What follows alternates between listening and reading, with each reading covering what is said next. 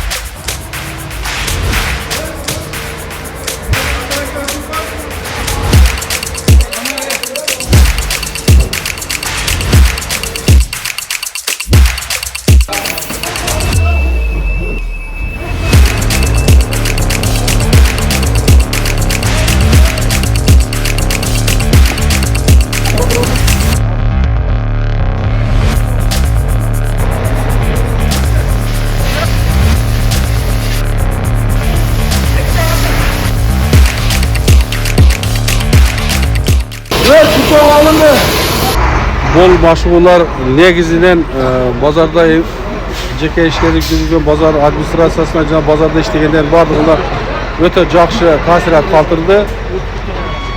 Бұл алдын алып, ким эмне иш кылыш керек, кандай аракеттер жасаш керек экендерин айтып деп үргөтүштү. Бұл өтө чоң пайдалуу машыгуу.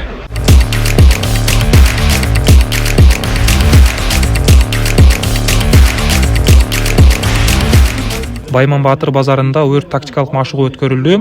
Өрт тактикалык машыгууну негизинен эл көптөп болгон аймактарда өткөрүүгө ишмерчемде бекитилген, ошого ылайык машыгуу өткөрүлдү.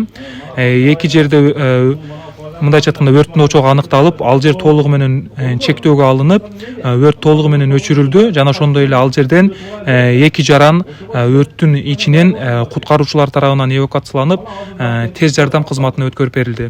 Бүгүнкү күндөгү өрт тактикалык машыгуу өзүнүн максатына жетти.